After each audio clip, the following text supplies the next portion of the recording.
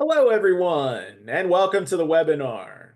My name is Nick Zulovich, part of the team at Cherokee Media Group, and we're grateful you've joined us for this session titled Gaining Traction with Refunds, Navigating Today's Risk Concerns and Tomorrow's Solutions, featuring a trio of experts from Allied Solutions. A couple of quick items before we do get started. We are recording today's webinar, so keep watch of your inbox for a link to it coming soon. And if you have any questions, please use the chat function here on the Zoom platform, and we'll get to those questions after the presentation. So without further ado, let's get started. Please welcome our trio of experts from Allied Solutions led by Susie Straffen. Susie, take it away. Thank you again for joining us. Thank you, Nick, and thanks to Cherokee Media for co-hosting this with us. We appreciate your support. We're so excited today to be able to share some of our knowledge and our expertise with you all on the ever-changing topic of product refund management. I don't think there's any topic in the past 2-3 years that's seen as much regulation and activity as this set of processes has, and it's constantly changing. Makes it a struggle for kind of all of us to keep up with what's going on. So very pleased to introduce our experts today. Peter Krall, who is a VP of National Markets at Allied Solutions, or National Markets, yes, sorry about that. And John Elias, who is a sales specialist in our Refund Plus area. Both are extremely knowledgeable. I always say if they had a PhD in refunds, these two would have one PhD of refundology, I guess you could say. They are experts. They are knee deep in this every day, and I really think there's no one better to help us out today. So just a quick rundown of the agenda. Really, we're looking at what are the 5 key factors in the art of refunds: compliance, regulatory updates, data, and the impact of data on making those decisions. Of course, market challenges. What isn't a challenge these days? There are so many to choose from. And then scalable solutions. How do we bring all this together and where the rubber meets the road? How do we include our partners and our dealers and our lenders and everybody involved in this process and staying in tune and staying in sync? So with that, I am going to turn it over to Peter and John, and we're going to get this started. So welcome, gentlemen. Thank you so much. Yeah, thanks so much, Susie. You referenced PhD. If anyone has a PhD in refunds, it's got to be the CFPhD, right? And that stands for piled higher and deeper when it comes to these topics like refunds. So much appreciated, Susie, and I'm honored to be joined by my esteemed colleague, Mr. John Elias. Yeah, likewise. Thank you so much, Susie, for the introduction, and Nick, thank you so much for the forum. We're really looking forward to having this this meeting, and hopefully we're sharing some information that provokes thought, and we're open to additional questions here at the end. So whenever you're ready, let's kick it off. All right. So the first item on the agenda is compliance. So this is pretty timely. There's been a lot of activity just in the past week or two from the CFPB, supervisory highlights, and other items that are highlighting the importance of product refunds, the importance of making sure those refunds are timely and effective and efficient and appropriate and land in the hands of the consumer. So talk to us a little bit about the current risks, and just how lenders are supposed to keep up with all of these regulations and the varying state and federal regulations, and who's on first really, and how to navigate all that. Yeah, You for know what, sure. Yeah, go ahead there, John. Peter, if you want to, I'll start off the slide here and I'll start rambling on, and please jump in if I miss anything or if you feel that you'd like to add some additional details. But yeah, right on point, Susie. I mean, just kind of working my way left to right here as the audience can read along. Varying state regulations, right? This is just complicates compliance and the challenges in identifying the correct product administrators, right? The regulatory environment is putting a lot of additional scrutiny on lenders. So we see refunding processes are trending to nationwide programs. I mean, refund compliance consistently ranks as a top concern with our customers and from what we're hearing from engagements that we're having.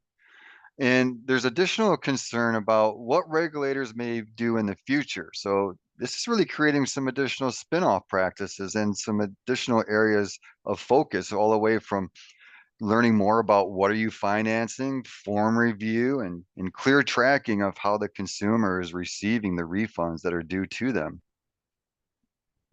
Before I jump to the next one, Peter, do you want to add anything? No, you're right on. And I mean, Susie, you referenced it too at the top with the CFPB supervisory highlights, the fall supervisory highlights that just published last week, this month in October 2024. And John, you nailed it. I mean, they're making it very clear that regardless of state mandates around this, the varying state regulations that we point to, that you need to kind of make those refunds, regardless of state law. And you said it, John, a clear, consistent, uniform process across the lines. And let's be clear, the CFPB supervisory highlights also talked about wrongful repossessions. They talked about if you just notify and have a borrower go to a dealer, some of the bad things that can happen and the amount of interaction the consumer needs to have with the dealer to facilitate said refund. So John, you nailed it there in terms of some uniformity that's coming to complete clarity here from at least the federal perspective. And the thing there too, just to reference that last slide very quickly, is we put down identifying the correct administrators. I mean, that's a very complex task today. I mean, lenders are hugely concerned with who exactly are they working with, giving the right, there's just a widespread use of various brand names, DBAs, aliases, and subsidiaries. I mean, unfortunately, our folks and our partners are faced with close to 100 product providers and thousands of forms that are out there currently in circulation. So it is a tough thing to do as you're looking through and attempting to grab data to effectuate cancellations to ensure that you're grabbing and contacting the correct players that are involved. And then one of the other risks that we had listed there was double refunds, right? There is a lot of caution around fronting refunds, especially in states with stricter regulations. We're seeing it more and more happen with the partners that we're working with today. It's important to understand the products and how they refund. Not all products are created the same. Some of them refund a little bit differently. For example, a VSC may have claims. In other products, things that we're talking about today, we're seeing an increased penetration of would be things like glass and tire and wheel protection. So again, it's very difficult if you're working into a very tight time constraint to make refunds based upon estimated refund amounts, because these products are all earning and dispersing differently and refunding differently. And then just to further compound that, we're seeing the emergence and really ubiquitous use of bundled products. So think of this, right? You now have something listed in the contract that you're financing that's related to a package, and that package contains 5 or 6 different types of protections for that customer.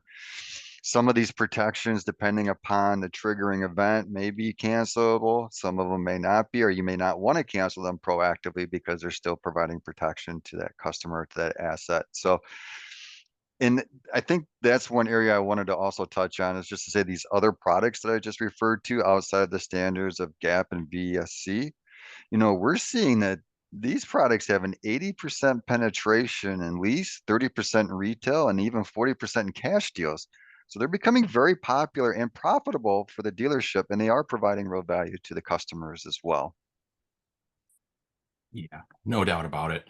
Yeah, and I think, John, I mean, the point you raised there bears repeating when it comes to bundled products sold by a dealership.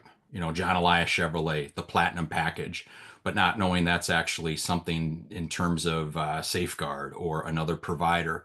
And there's a piece of that that needs to be white labeled and then looked at from, the fidelity of the refund, going back to the product provider, which is something, of course, we do, and anyone in this space should be doing, right?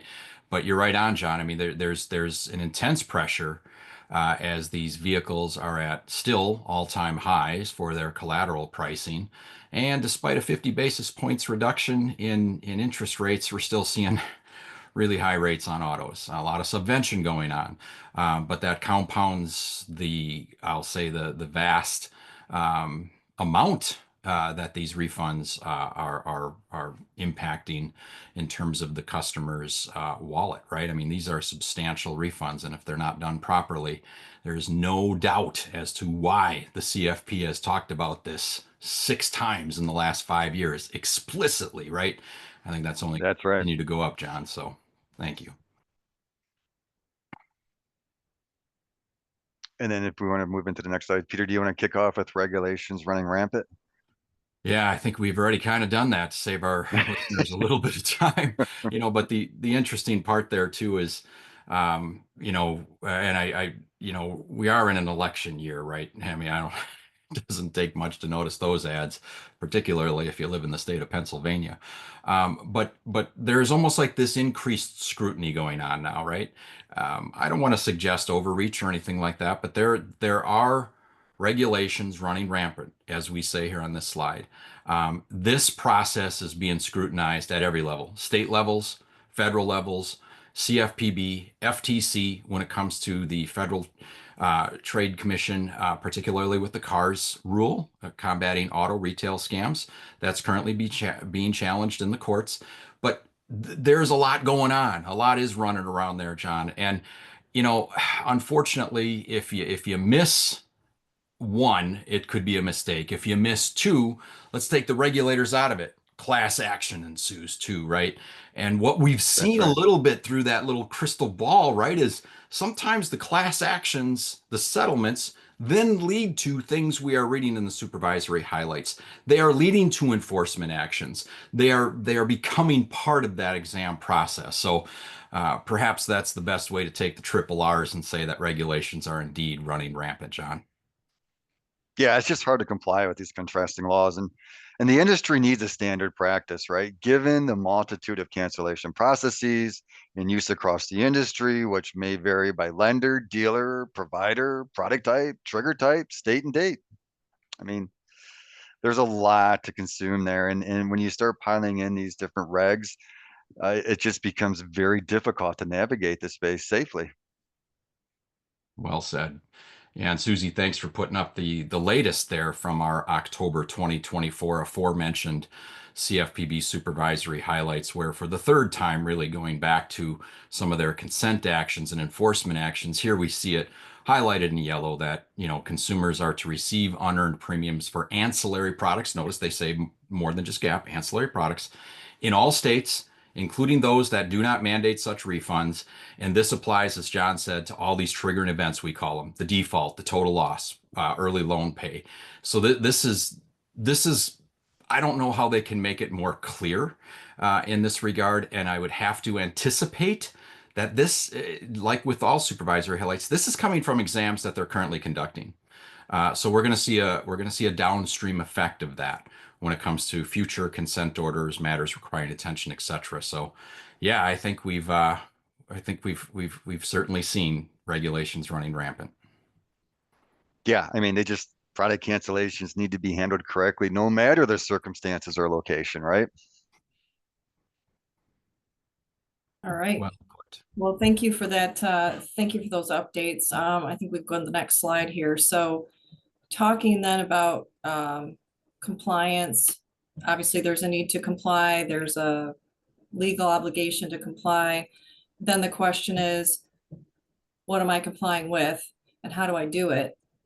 And who do I listen to? And how do I make sense of all of these different regulations coming at me? So take us through what's new in the area of regulation. I know there's been a lot of states that have had recent updates that we need to be made aware of. How do we navigate what's new and navigate a clear path for that consumer to get that refund? Yeah, well said. And these next few slides highlight some of the things happening on the state level too. And you're right on, Susie. I mean, what's the best path forward in that? I'd say refunds without borders, right? That's the federal landscape. Refunds without borders. Do it uniformly. Do it consistently. Even if you're only in 2 or 3 states as a lender, you don't want to have a disparate practice when it comes to one state saying this and another state saying that. So these headlines that we're seeing here on the screen continue to reiterate the point, John, that you're making relative to let's have it be uniform across all state lines and treat all borrowers fairly so you avoid the UDAPs when it comes to the issuance of these said refunds. And I think these boxes here, John, kind of outline that process pretty well when you're looking at this from both a state and a federal level. Can I interject there and ask a question, Peter and John? So uh, it never is going to hurt a lender to manage that refund process, even if the state does not mandate it, correct? In fact, they should probably be doing that anyway. Is that what I'm Correct. saying? Yeah, I think that's Yeah, a yeah. great point that bears repeating, Susie, is when some of the early class actions that happened around this going back to even pre-COVID, right? Let's go back to 2017, 2018, 2019, and then we all know what happened in 2020. There was a lot of push and pull that lenders were saying, look, we are doing this in the states where we need to. And, if you want to look at the various regulations from a DFI perspective or other things, state attorney generals that, even, looking at OCCCs, you would see some some difficulty to comply with these things kind of across the board and having different rules of engagement under the states in which you're operating lending with your dealers. And that's been the big change, right? In the last few years, it's been kind of now saying, look, you know what? It's better to have a uniform, consistent process. And as we say here on the screen, the lenders need to adopt a uniform compliance system. Um, Even when it comes to things like cancellation fees, for example. And John, we've had a lot of discussions with lenders where, they don't want to slow down funding. And we'll say the same thing. We don't want to slow down the refunds. And I think this kind of helps pave the path forward for being able to do it in a uniform and consistent way. Yeah, it's a constant push and pull with that, right? Especially as the regulations come in, additional task or put on the dealer in regards to the CARS Act with the lender, right? With regards to refunding. So I think the takeaway from this slide would be have a documented process for refunding in forms review. And I think something that we do, and is kind of unique in this space in a way, is, compliance risk can increase in the absence of connectivity to provider systems of records. We're working directly with the provider systems. So the fidelity of the refund amount, the status of the contracts, those are coming directly from the provider systems themselves, which really erases a lot of that uncertainty you would have regarding, am I refunding the correct amount? Am I refunding the correct contract? Have I funded the correct contract that's providing the consumer protections that are listed there? And am I doing business with reputable providers? Yeah, well said, John. All right, I think we can advance to the next slide. Yeah, we do highlight a few things here when it comes to the different states, and it kind of reiterates the point John just made relative to, oh, what's happening here in Colorado? And if we look for a least common denominator when it comes to a refund practice, should we look at the most stringent of states, right? Uh, some would say that's a best practice. And as long as John, I'm going to just riff off of what you said there, a uniform, consistent process allows for the nuance when it comes to things like Colorado maybe to be handled a little bit more efficiently. We all have businesses to run, and I think if you show that good faith effort, it's gonna bode well in an examination relative to not having a good process or having, dare I say, disparate processes. And so I think, Susie, as you look at a couple of these slides going through here, anyone who wants to view these, know that Allied's got some deep resources when it comes to gap waivers, state by state gap analysis here, but you'll see the inconsistencies in the next few slides for just things that have changed within the last year when it comes to gap, the excessive wear and usage waivers. We're seeing that quite a bit from our industry affiliates. John, we were talking a little bit about gap versus a depreciation protection and these different type of waiver instruments and whether they should be regulated by the DOI or not, considered Yeah. a debt cancellation contract versus an insurance contract. And there's ramifications around that when it comes to the handling of those refunds too. So I think, again, we're not seeing the slowdown anytime, either from the state level or certainly the federal level. And Florida here just passed this law, and, heart goes out to everyone in Florida that talk about the natural catastrophes that we've had to Yeah. endure when it comes to the hurricanes. And just seeing Florida on the screen, right, makes me think of this from the perspective of total losses versus refunds, and what's the best possible outcome for a borrower. If you're at month 36 in an 84-month loan, for example, right, John? We've talked about that relative to ensuring the best possible outcome for your borrower, especially in a time of crisis.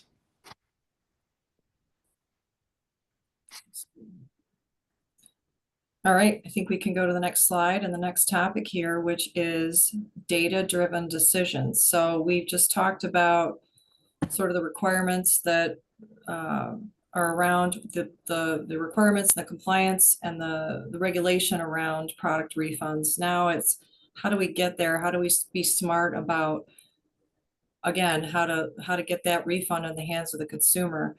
And a lot of this is about, I think we've just, as we've talked before, is about providing that insight to the lenders. A lot of times they've expressed to us that they're not always clear on what they're funding, and data can help us get there, right? Along with a lot of other areas. So talk to us a little bit more about that.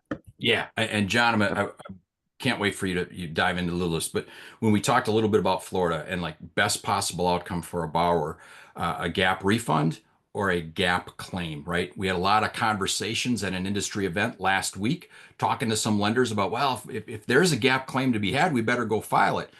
But if that results in a $100 benefit, or dare I say no benefit at all, and the refund results in a $300 or $400 benefit, again, to somebody who has experienced a loss or theft, thinking again of the hurricanes, having the data available to make the best decisions. It may start with those triggering events. It may start with the refund. It doesn't end there.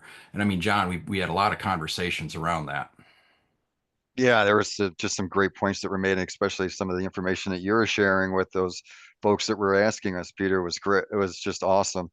And I think when we think of data, right, I think of Allied as a whole and the things and the services that we provide. Look, we've been doing refunding for a long time, 5 or 6 years, and we've accumulated a ton of data.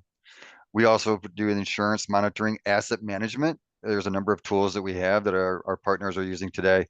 So what does that allow us to do? It allows us through our partnership with Deep Future Analytics and Dr. Breeden, he's done a number of just phenomenal things as it relates to APR and volume trends, credit quality and yields, depreciation rates, loan level models of prepayment and default risk, recovery rates. So these are just kind of added on services taken from the experiences that we've had over the last 5 or 6 years across a multitude of products that can really bring some additional horsepower into your operation as it relates to what is my risk exposure for potential refunds? What is my risk exposure for potential defaults? How do those two correlate? How do I staff and resource knowing that these trends are pointing me into a direction? And when I'm making these decisions, do I decide to continue to look internally, or do I also begin to look externally for some additional managed services? I think that that data and some of the expertise that we can bring will help you get to those decisions and help you make really good decisions as it relates to that. And I'm just going to move into kind of the next slide, which is the alleviate refund issues. So if I keep going here, Peter, just stop me if you want to come in, but I'll just keep kind of walking through how this slide's reading from the left to the right, right? Tracking refunds. Again, we're advocates for implementing systems to track refunds and maintain transparency. You have to have it, right? We offer a system. Obviously, there's a service that we offer today. We have a system associated to that that gives you one line of sight into refunds and refund activity. Audit and compliance. You need to ensure that the data is detailed enough that you can demonstrate your practices and your controls on your practices throughout audits, right? And also we help our customers and our partners with the integrating of the data within their systems as well. Again, have a lot of data, have a lot of tools. We're helping build the pipes so that they're transmitting and flowing clearly and optimally through our customers' systems. And communication. This is an area that we're highly, highly focused on. We want to enhance the communication between lenders, dealers, and product providers. Is there a future state where we could be working directly with product providers and alleviate a lot of the burden that's being placed on dealerships today? That's a place we're hoping to go. And there's a nice roadmap that we've built. There's investments that we're making. Peter and I would be very happy to sit down and share with you what that looks like on another date. But just trust that that is an area that we see as not only an opportunity to build efficiencies, but to build education. Mhm. Yeah, well said, John. Imagine that world where you can net out the entirety of the refund from the product provider. They work it out with the dealership as their selling agent. The lender doesn't have to tick off the dealer and they get a full, complete refund in an accelerated period of time. And that is what we are moving toward, right? Love to have more of those discussions. And that is, the hard part here. And I think, John, you did a great job. Know what you don't know. A lot of times we are letting the borrower know they may be eligible for a refund. And John, to the data elements you just pointed to, and certainly the last supervisory highlights, I think you can clearly see that notification only is not sufficient. No, no, we've heard from a number, and maybe it's anecdotally, but we have heard it from a number of our partners that the requests are digging deeper. Demonstrate the payment that you sent to them, meaning did you send them a check? Produce the check. Did you send them electronic payments? Produce the electronic receipt. These are now becoming new requests. In addition to those requests can you tell me a little bit about the refund methodology for this particular product? So do you know the product that you're financing, and do you know by the form, right? Through the form itself, the information that's included there, do you know how the provider is calculating it, and are you in alignment? These are questions that are beginning to rise. And hey, leave it to the regulators. The more they learn, the more they ask, and they're going to continue learning and they're going to continue digging. Yep. Absolutely. Well said. All right, well, let's move to our next section now, which is market challenges. So this one is a lot. So we've talked about, obviously the regulations and all of the compliance, and then, digging into your own process and finding the data to support those technologies.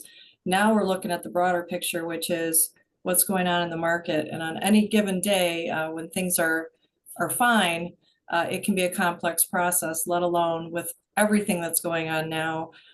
Global disasters, again, our hearts are with Florida and others impacted. It's just such a terrible thing, and I can't imagine. So our hearts go out to them.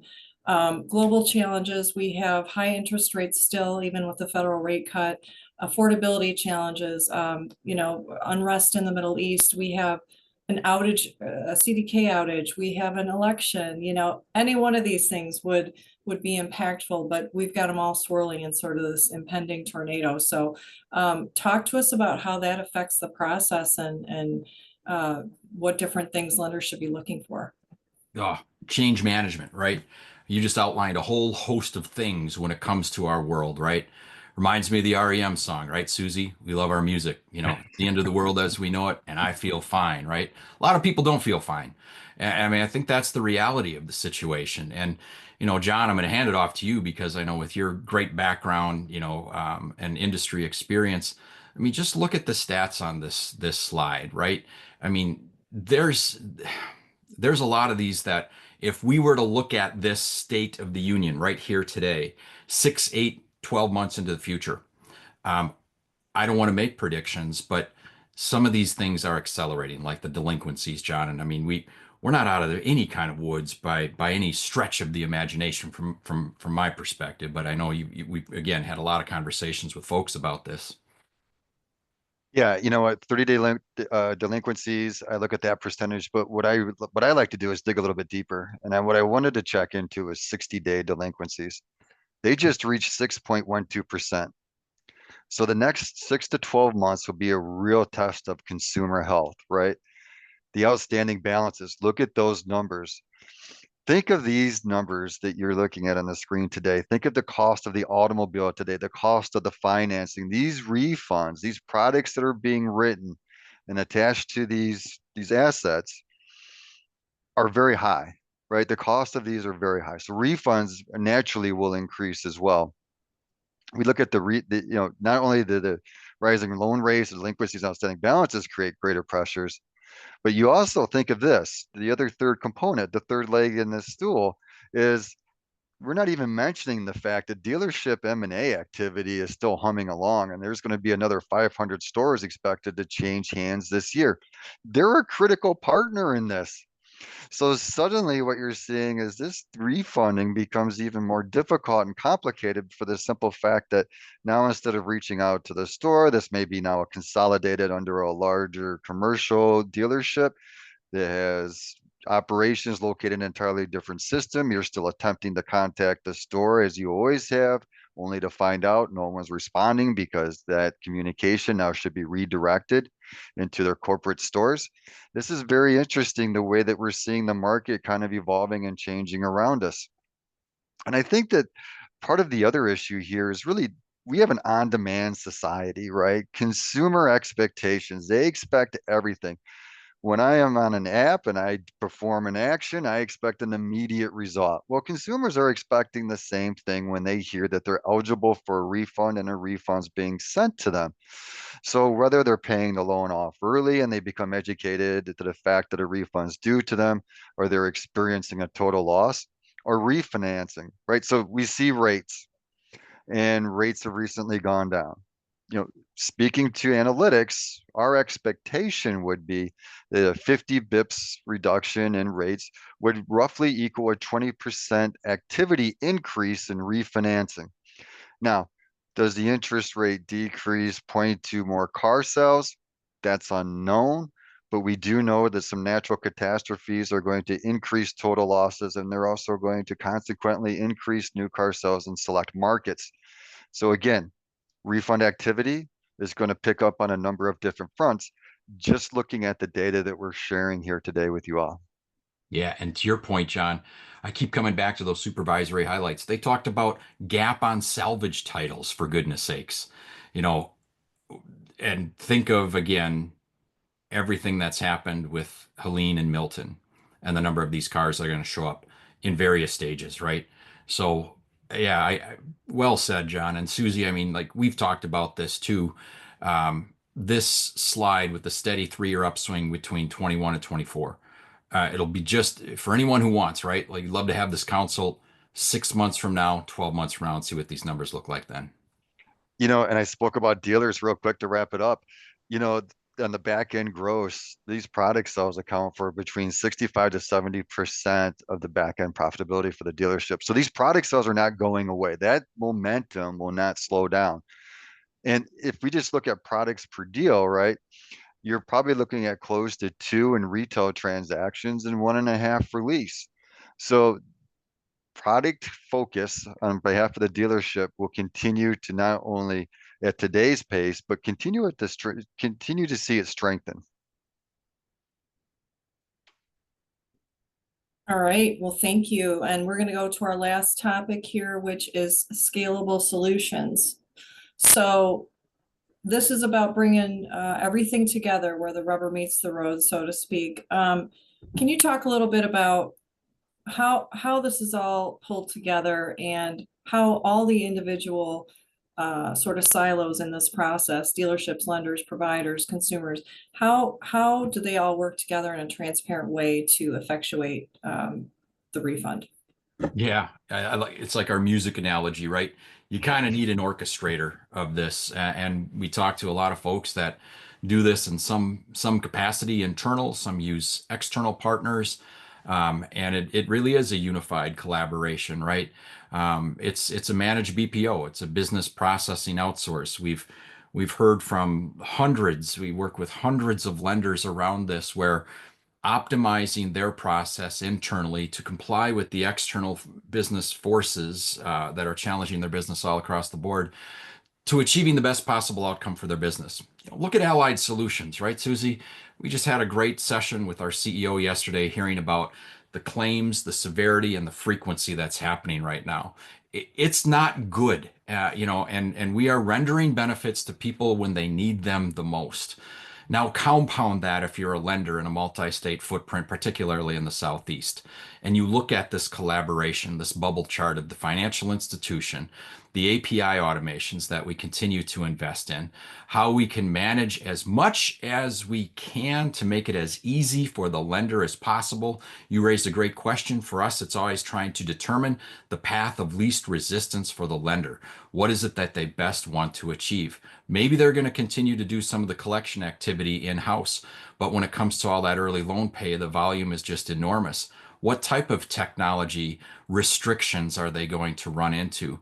And John already did a great job talking about the dealerships, the back end office, where you go to effectuate said refunds when the flow of funds might go from the product provider to the dealership, back to the financial institution, ultimately to the borrower. If I was an examiner, I'd ask one simple question. Show me that John Elias got his refund in a timely and accurate fashion. I'll be back next week. And so this kind of plethora of these bubbles, these different uh, entities that need to be considered and where you need to employ them is what led us, I think, as an organization to have a scalable solution. Whether you're a financial institution with under 500 million in assets, all the way up to the players on the national level, from OEMs, finance companies, banks, credit unions, you name it. So that type of unified collaboration, our partnerships allow us, John, I think, to best fit where we need to meet a lender's, pain points. Yeah, and a lot of that connective tissue is the technology, whether it be AI, APIs, intelligent document processing, whatever it may be. So we're going to help you, whether it's automating calculations, structuring unorganized data. We do that a lot today for a number of the customers that we service, or just helping our partners verify the accuracy of refunds. I mean, this technology that we're using as that connective tissue is really bringing and enabling a level of precision that's unprecedented today that manual processes just can't keep up with, right? And also there's errors, right? So with the lack of automation, right? And then the ability to leverage all these different data sets quickly and accurately, you become susceptible to error. So we are fully embraced in that within our strategic roadmap, and we are also making the correct investments in the correct technologies. Excellent. Thank you so much. And that brings us to the end of our prepared slides. So Nick, I'm going to turn it over to you and ask if there are any questions from our audience today. Absolutely. Outstanding conversation and presentation by all three of our experts from Allied Solutions, Susie Straffen, Peter Kroll, and John Elias, for our session, again titled Gaining Traction with Refunds, Navigating Today's Concerns and Tomorrow's Solutions. And if, as you've been listening in to the presentation, if a question has come to mind, please use the chat function here on the Zoom platform, and we'll use our remaining time to address them. And to get us started, perhaps Peter and John, back to you for this one, as you kind of referenced, but let's circle back toward it. Just how is the industry as a whole attempting to stay ahead of the regulatory agencies, the CFPB, the FTC? What steps are they taking to automate the refund process to stay off the naughty list, so to speak? Peter, we'll go back to you, and then John, your thoughts as well. Yeah, I think that's a great question, Nick, and thanks for again your great support and advocacy in the marketplace. It's of tremendous value to us, our lender partners, and the regulators. And I'll say that from the perspective of partnering with them, right? I think the answer to that question is actually kind of in the question itself. It has to do with the automation, and John touched upon this, right? Lenders are frantically trying to keep up, right, Nick? They're knowing, categorizing, knowing what they're funding, becoming holders of these agreements, logging any and all of these VPPs, as they're often referred to in the industry, the voluntary protection products sold by their dealers, and simply knowing what they're funding. This didn't wasn't as big of an issue prior to 2017, and we certainly know what's happened since then. So there's a lot of things that go what may start with a refund doesn't end with the refund. And John, I'll turn it over to you here in a moment because you had talked about like the way we employ intelligent document processing, finding uniformity and consistency across the board when it comes to just the way the contracts read from page to page within that retail installment sales contract, and being able to intelligently grab that information for the lender and make sure that it's uniform and consistent so that not if, but when that retail installment sales contract terminates early for whatever reason, we don't have to recompile on behalf of a lender. Yeah, I think that's a great point.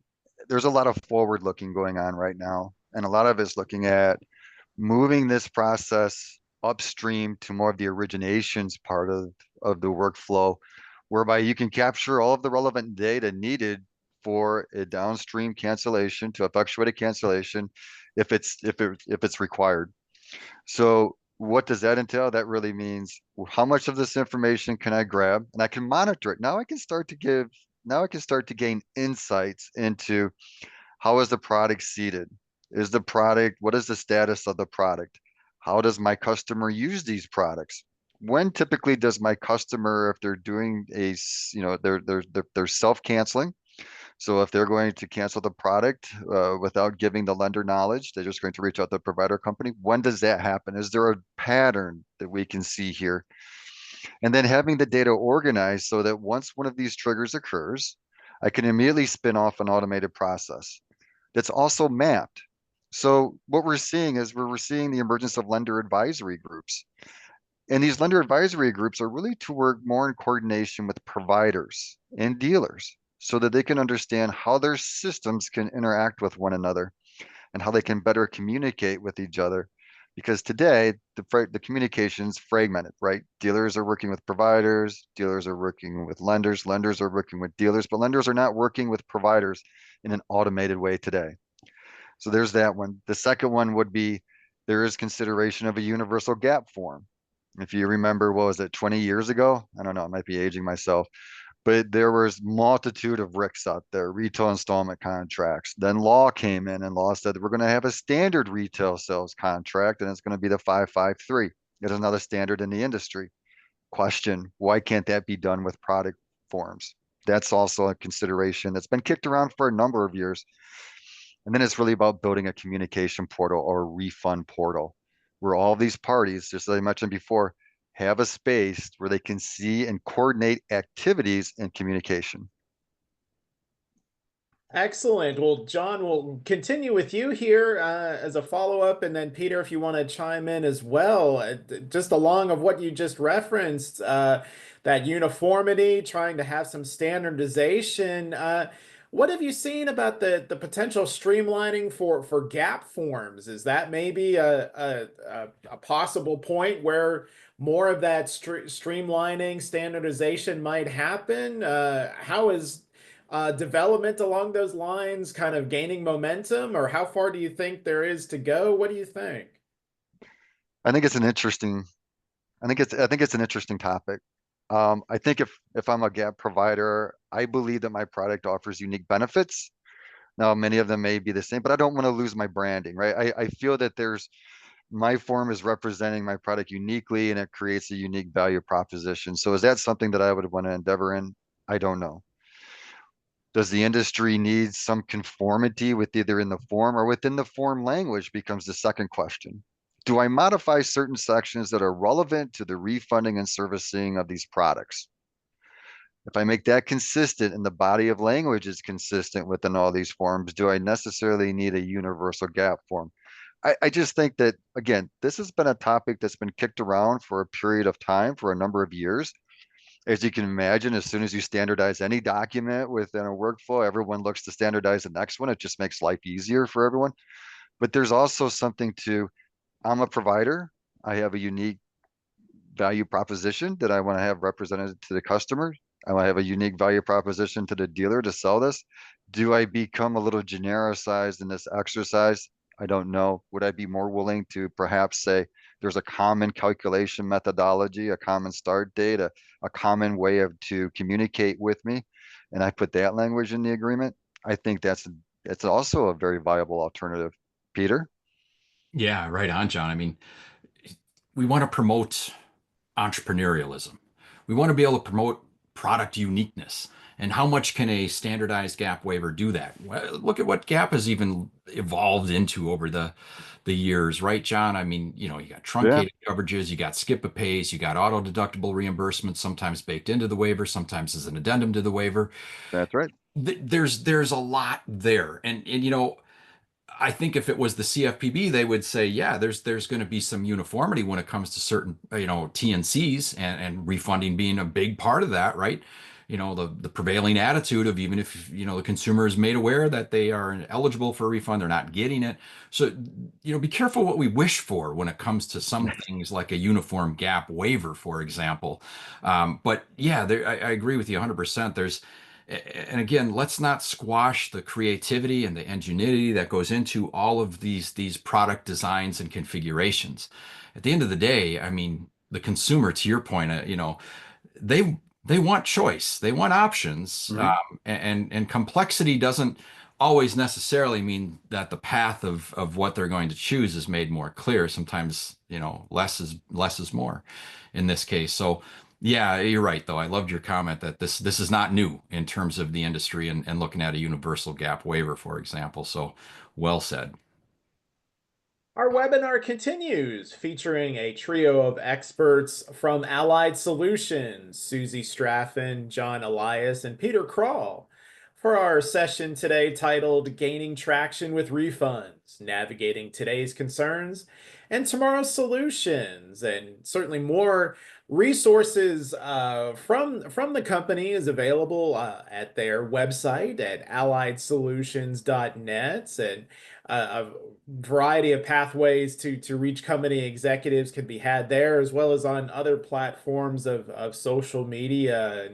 And as we near the end of our time, again, we turn back to you, Peter, and John, and Susie, if you'd like to chime in as well.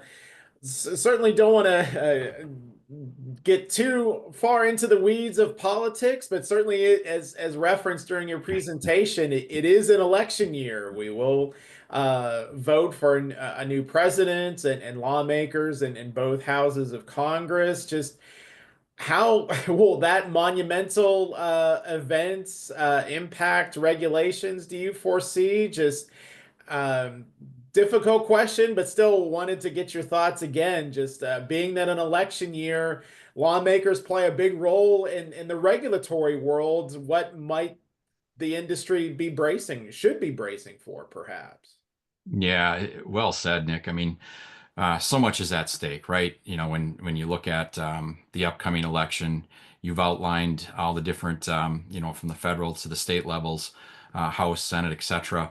And really, I guess one way to always look at things too, and this is just the perspective we have relative to, even going back to the Dodd-Frank Act, which created the CFPB, going back to an ancient administration by today's standards when you look back to the Obama administration. But going even back to 2017, the CFPB supervisory highlights, they published them in 2019, 2021, 2022, 23, and now 24, have all addressed this topic of refunds, whether it be on early loan pays, gap, all the VPPs, total losses, repossessions. So I think you can clearly see that this topic has prevailed under 3+ administrations. Same with private class action settlements and consent orders. So I think kind of regardless of election results, this prevailing kind of momentum around taking care of your borrower or letting the regulators take care of you is going to persist.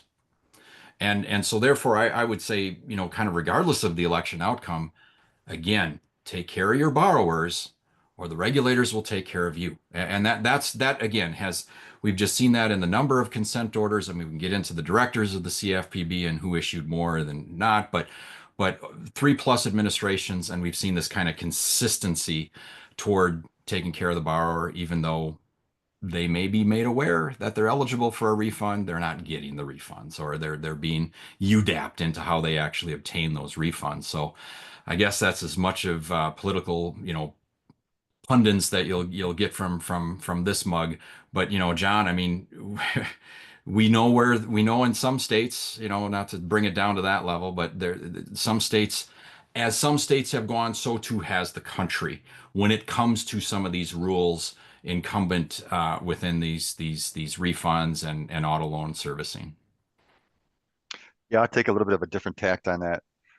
Look at the complaint portal for the CFPB and look under auto finance. Hmm. And you'll see that the number of complaints have gone up, right? So consumers are complaining about different things. I think number two is repossessions. Refunds need to be made during repossessions. So just by the fact that if these complaints are reaching any type of momentum, which they seem to be doing, it's going to call in an observation into the practices. And we know that the repossessions today are very challenged, right? I mean, we have a number of services. We see it. We're helping our customers today with it. But again, refunds are a part of that. So as they begin to dissect and perform an autopsy on the repossession practices, the refunds will become a part of it. If you take a look at the timeline that Peter has created and our team has created, the activity hasn't slowed down for the last 3 to 5 years, 4 years to 6 years, whatever it may be, right? So regardless of administration, they've latched onto something here that they're going to continue to investigate and learn more about because it's giving them even deeper insights into what's happening at a dealership level, what's happening at a lender level, and what's happening at this provider level. And there's different bodies that are entrusted to enforce. You have the FTC in with the dealerships. They're learning more about what's happening from the CFPB. They're connecting the dots. So it's opening up additional, unfortunately, opportunities for them to dive deeper into those practices as well. So to Peter's point, and I think he said it, best, if we don't get ahead of this and we don't start we don't start treating the consumers and we don't start ensuring that the consumers are treated fairly and accurately from the sale of these products to the claims process to the eventual and potential refunding of these products, those complaints will continue to be surfaced and it will create outside forces imposing regulation on us as opposed to the industry self-regulating itself. And we know in the short term that the CFPB is going to be really jumping on those enforcements at least through the end of the year. While they still can. So that news came out today. So we don't expect any slowdown in that in the next couple of months at least. And I did want to add, Nick, before we close up here, that our Allied team will be present at the Cherokee Media Used Car Week in November. Excited to be part of that. We'll have a booth and we'll have a couple of panels that we're going to be on. And we also have a lender networking breakfast on November 19th. We would encourage all of our lenders to come to that. We will be talking about this topic as well as other relevant market issues. And it's just a nice forum for us to get with our lenders and hear what's on their mind. So if you're interested in that, please reach out to Peter or to John or to myself. And again, thank you, Nick, for all that you do with Cherokee and with Allied. And we're so pleased that we could share this today. And my thanks to Peter and John, as usual. You guys never cease to amaze me with your depth of knowledge. So thank you so much. Absolutely, Susie. Thank you so much for the kind words about Used Car Week. We certainly look forward to hosting all of y'all and more than 1,000 other attendees in Scottsdale, Arizona, beginning on November 18th. As we wrap up our time today, again, the title of our webinar, Gaining Traction with Refunds, Navigating Today's Concerns and Tomorrow's Solutions. As Susie referenced, again, more resources is available on the Allied Solutions website at alliedsolutions.net, as well as their own podcast and other social media channels. Closing thoughts, we open it up to the three of you. Just any other points you would like to reiterate or reinforce from our time together today, or just any other closing thoughts that might be of benefit to attendees, be it if they are a finance company or other service provider? John, we'll go back to you, Peter, and then Susie will have the final word. No, I just want to I want to thank you, Nick, and Cherokee Media for giving us this opportunity. I want to thank the folks that attended and future listeners of this podcast. Thank you so much for joining us.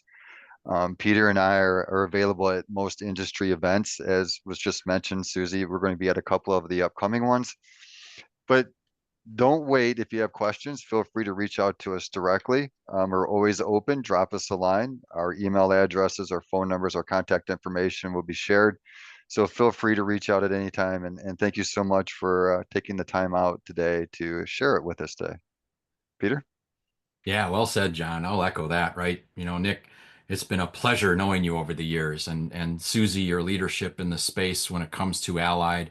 And it's not just about the refunds, right? You know, and that's, you know, if I could make a shameless plug here, it's looking at the totality of that auto loan life cycle from origination to terminating event, whether that be a maturity date, a repo, collection event, total loss, early loan pay. We really appreciate the level of knowledge the lenders are bringing to us to help make our solutions even better and more robust. It's not just about the solutions. It's about taking care of that borrower every step of the way. And Nick, again, your advocacy, the events that Cherokee Media hosts, in addition to the publications, we just sincere gratitude this time of year, and always coming up on Used Car Week. It's a special time of year, right? You know, usually a week or two right before Thanksgiving. We have much to be thankful for. You're a big part of it. So thank you, Nick and Susie again, John. It's awesome working with y'all. And Susie, I know just taking some of this information and making it consumable for, again, entities of all sizes that we work with across the spectrum, really, I think, is of value to the entire industry. So big hats off to you, my friend. Well, thank you, Peter, and thank you, John, and thank you, Nick. For those who are still hanging on with us at the very end here, I just want to make one comment, and that is, you know, I sit through a lot of these kind of moderating, doing what I've done here and turn it over to the experts, and there's always something new. There's always something new that I learn. There's always new regulation. There's always a new nuance to this. So I don't know that anyone can ever assume, you know, that they know everything there is to know about it, because it's always changing. And so I'm so thankful that we have you all at Allied to help us navigate through that and help our customers do the same. So hats off to you all, and thanks so much again for an amazing and informative presentation. And thanks again, Nick. Absolutely. Thank you so much for the kind words. That the feeling is mutual, very much so. We all of us at Cherokee Media Group appreciate partners like Allied Solutions, who are kind enough to share their expertise and thought leadership in the auto finance space and elsewhere in the used car world. So on behalf of Susie Straffen, John Elias, and Peter Kroll of Allied Solutions, my name is Nick Zulovich, and on behalf of all of us at Cherokee Media Group, thank you so much for joining us, and we look forward to having you again next time.